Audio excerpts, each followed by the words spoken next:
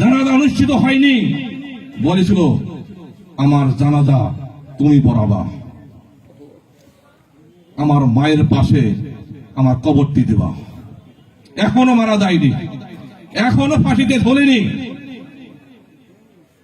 মতিউর রহমান নিজামী 2001-6 সালের বাংলাদেশ সরকারের দুইটি মন্ত্রণালয়ের দায়িত্ব পালন করেছিল। দুইটি মন্ত্রণালয়, সর্বপ্রথম যখন তাকে কৃষি মন্ত্রণালয়ের দায়িত্ব দেওয়া হয়, তৎকালীন কৃষি মন্ত্রণালয়ের সচিব আইয়ুব কাদেরী, তিনি একজন মুক্তিযোদ্ধা ছিলেন। তৎকালীন প্রধানমন্ত্রী খালেদা জিয়ার কাছে চিঠি লিখেছেন, আমি একজন মুক্তিযোদ্ধা, আমি একজন মাওলানা, স্বাধীনতা বিরোধী যাদের নামে ট্যাগ লাগানো হয় তার অধীনে থেকে আমি এই মন্ত্রণালয়ের চাকরি করতে পারবো না। 4 দলীয় জোট সরকার প্রধান বেগম খালেদা জিয়া বলেছিলেন, চাকরি যদি করার ইচ্ছে থাকে কৃষি মন্ত্রণালয়ে মতিউর রহমান নিজামীর অধীনে চাকরি করতে হবে। পছন্দ যদি না হয় পদত্যাগ করে তুমি যেতে পারো। উপায় ছিল না। আইয়ুব কাদেরী মাওলানা মতিউর রহমান নিজামীর অধীনেই চাকরি করতে বাধ্য হলেন। মাত্র 2 বছর পরে মতিউর রহমান নিজামীকে যখন কৃষি মন্ত্রণালয় থেকে ট্রান্সফার করে শিল্প মন্ত্রণালয়ে দায়িত্ব দেওয়া হয়, তার বিদায়ী মুহূর্তে সেই সময়কার কৃষি মন্ত্রণালয়ের সচিব আইয়ুব কাদেরী বিদায়ী অনুষ্ঠানে চোখের পানি ছেড়ে দিয়ে বলেছিলেন, আমি আমার চাকরি জীবনে যতগুলো অফিসার পেয়েছি, মন্ত্রী পেয়েছি, এরকম একজন সৎ, নিষ্ঠাবান, দেশপ্রেমিক একজন মন্ত্রীও আমি পাইনি।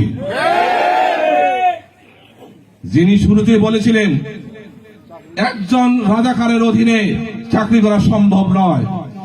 বাংলাদেশ জামাত ইসলামী কি ধরনের দক্ষ, নৈতিকতা সম্পন্ন, পরকালের জবাবদিহিতাকে সামনে রেখে তারা দায়িত্ব পালন করে, কি রকম যোগ্য নাগরিক প্রশাসক তারা তৈরি করে।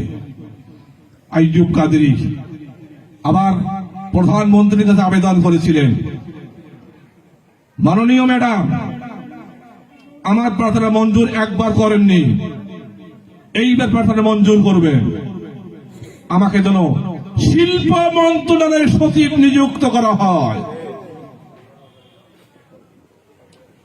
কারণ এনার তত্ত্বাবধানে চাকরি করে আমি যতটুকু তৃপ্তি বোধ করেছি, রাষ্ট্রীয় দায়িত্ব যথাযথভাবে পালন করতে সক্ষম হয়েছি।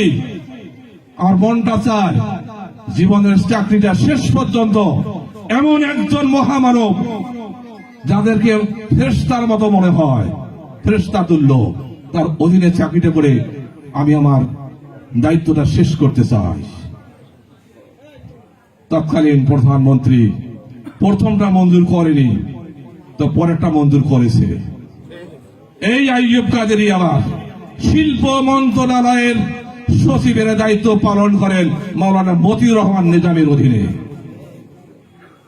কিরকম লোক তৈরি করে জামাত ইসলামী, ইসলামী ছাত্র শিবির।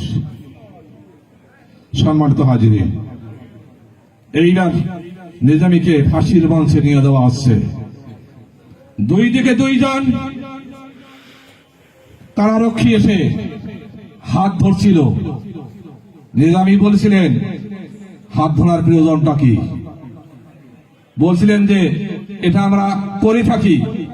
ফাঁসির মঞ্চে যখন কাউকে নিয়ে দেওয়া হয় কেউ মরতে চায় না, ভেঙ্গে পড়ে, কান্নায় অস্থির হয়ে যায়। মাওলানা মতিউর রহমান নিজামী বলেছিলেন, শাহাদাতের তামান্না নিয়েই আমরা ইসলামী আন্দোলনে এসেছি,